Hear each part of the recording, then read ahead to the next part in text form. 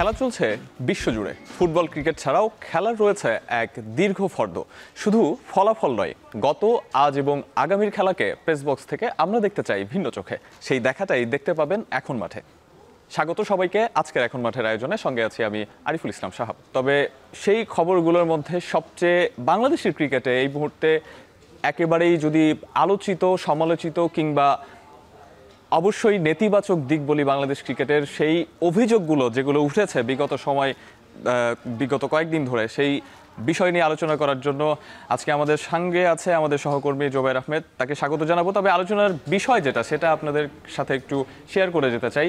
কলঙ্কের কালো দাগ বাড়ছেই ক্রিকেটে, অবশ্যই সেই প্রসঙ্গ নিয়ে আলোচনা। স্বাগত জোবায়ের আহমেদ আপনাকে। ধন্যবাদ।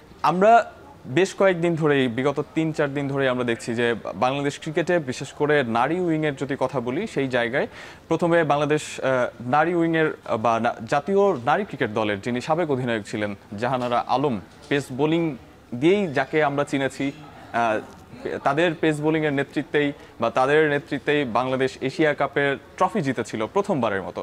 সেই জাহানারা আলম এখন জাতীয় দলের বাইরে, তিনি এখন অস্ট্রেলিয়াতে অবস্থান করছেন। কিছুদিন আগেই বাংলাদেশ জাতীয় নারী ক্রিকেট দল নিয়ে তিনি বেশ কয়েকটি অভিযোগ করেন, এবং সেই অভিযোগটা কেমন যে অধীনস্থদের উপর অধিনায়ক নিগার সুলতানা জ্যোতি বিভিন্ন সময় অনিয়ম করেছেন, নিপীড়ন করেছেন, তাদেরকে বিভিন্নভাবে হিউমিলেট করার চেষ্টা করেছেন। এই অভিযোগগুলো তিনি দিয়েছিলেন। এর পরিপ্রেক্ষিতে বিসিবি থেকে একটা চিঠি দেওয়া হয়েছিল, যেই চিঠিতে এসেছিল এরকম যে যেই অভিযোগগুলো জাহানারা আলম করেছেন সেই অভিযোগগুলো একেবারেই ভিত্তিহীন, এগুলোর কোনো প্রমাণাদি নেই, বা এই অভিযোগগুলোকে বিসিবি সেভাবে গুরুত্ব দেয়নি। এরপরেই আসলে বোমাটা ফেটেছে।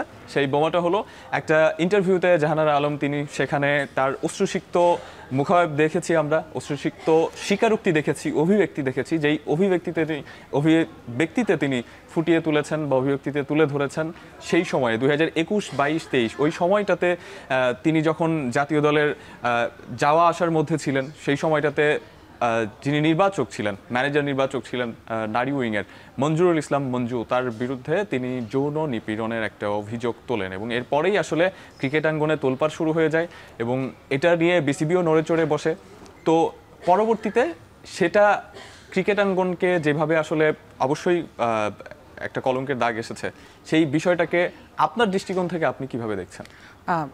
যদি ক্রিকেটারদের অঙ্গন থেকে বলি, এটার আফটার ইফেক্ট বা যদি বলি ঘটনার প্রতিক্রিয়া কিন্তু দু রকমের হতে পারে।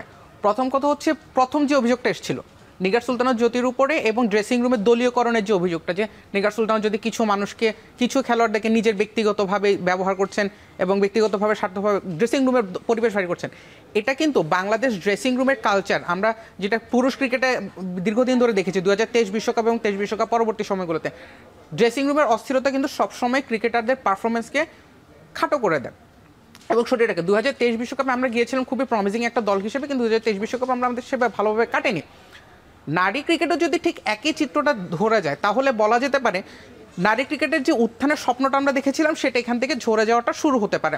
এটা হচ্ছে ড্রেসিং রুম কেন্দ্রিক সমস্যা।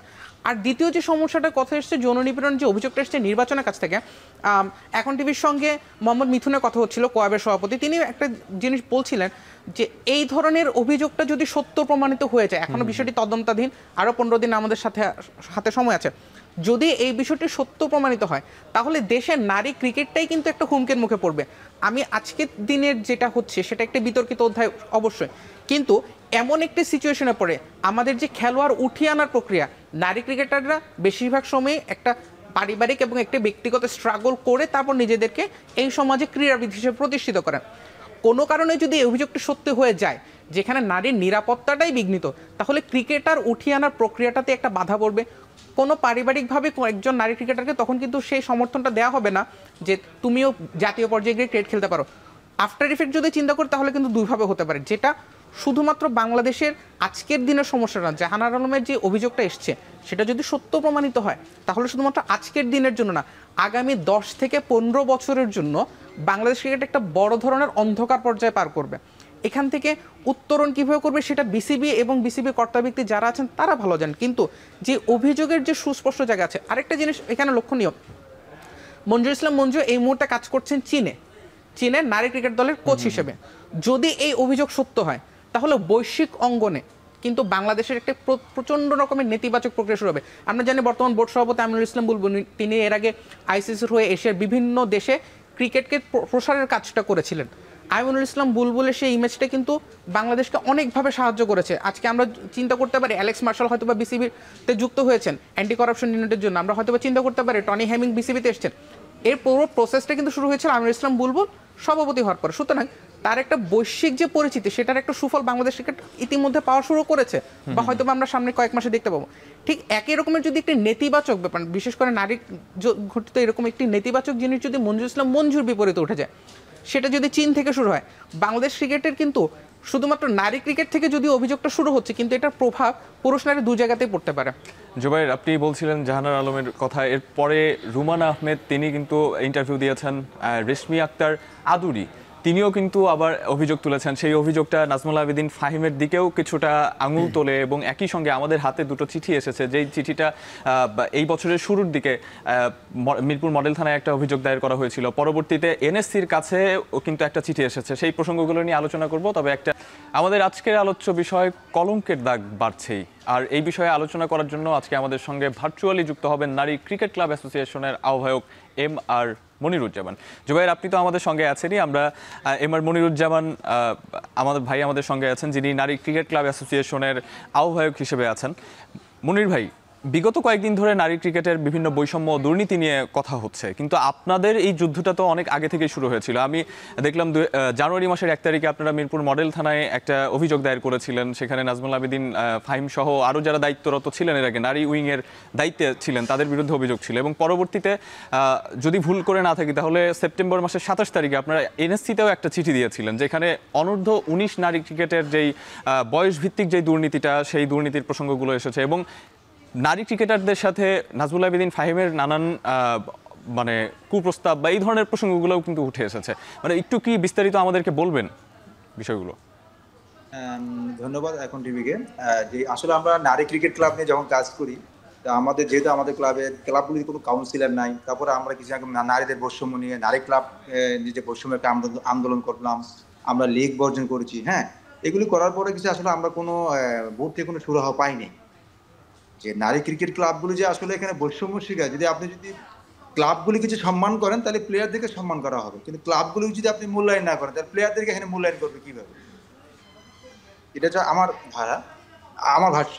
তারপর যেমন ধরেন আমরা এনএসসি যে আমরা অ্যাপ্লিকেশন করি, মন্ত্রণালয় করি, আসলে এগুলি কোনো তদন্তই হয়। আমার কাছে রিসিভ কপি আছে। যেমন আমি 26/10/2025 তারিখে সকাল 11টা থেকে বিকাল 5টা পর্যন্ত আমি প্রেসিডেন্টের সাথে দেখা করার জন্য, এই যে আমার কাছে কাগজটা আছে, দেখা করার জন্য বসেছিলাম। কিন্তু বাট আমরা নারী ক্রিকেট ক্লাব থেকে আমাকে তারা কোনো ফ্লোরই দেয়নি।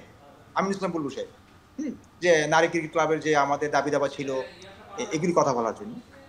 নাম্বার যেখানে প্রেসিডেন্ট যদি আমাদেরকে মূল্যায়ন না করে সংগঠকদের, তাহলে আপনার বোর্ড কিভাবে চলবে? একটা ক্লাব বাংলাদেশে যে প্লেয়ার তৈরি করে, একমাত্র ক্লাবগুলি কিন্তু প্লেয়ার তৈরি করে, মানে প্লেয়ার তৈরির কারিগর হচ্ছে ক্লাব।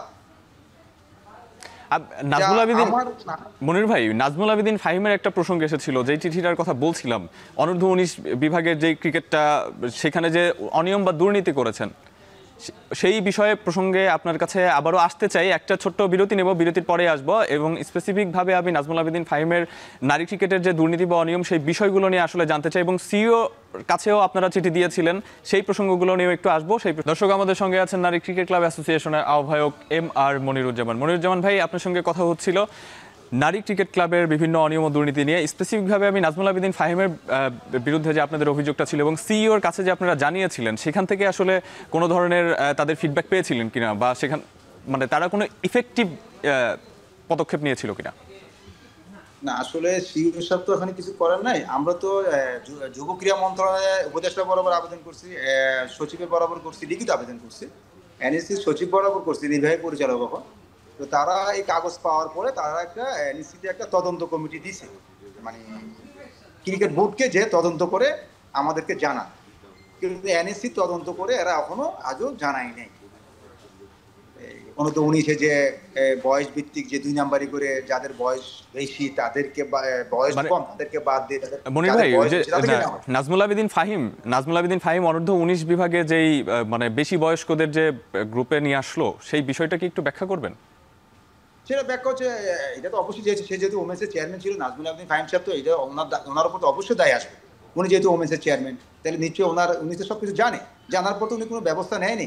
আর দ্বিতীয়ত হচ্ছে এনএসসি এখন এটা সম্পূর্ণ দায়ভার এখন এনএসসি যেহেতু চিঠি দিছে, এখন মন্ত্রক থেকে চিঠি দিলে যদি বোর্ড যদি কোনো ব্যবস্থা না নেয়, বোর্ড যদি আপনার চিঠিগুলো যদি আমলে না নেয়, তারা যদি ক্রীড়া মন্ত্রণালয়কে যদি তারা বৃদ্ধাঙ্গুল দেখায়, এনএসসিকে বৃদ্ধাঙ্গুল দেখায়, কিছু করার নাই। এখানে কে তদন্ত করবে?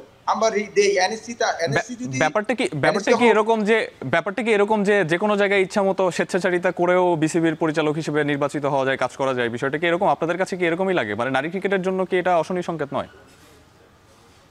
অবশ্যই আপনার এই দেশে বাংলাদেশে যত দুর্নীতি করে তত প্রমোশন হয়।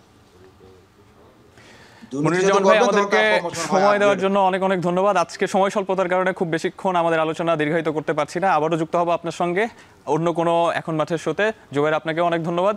আর দর্শক, এই ছিল আজকে আমাদের এখন মাঠের আয়োজনে। সাথে থাকার জন্য সবাইকে ধন্যবাদ।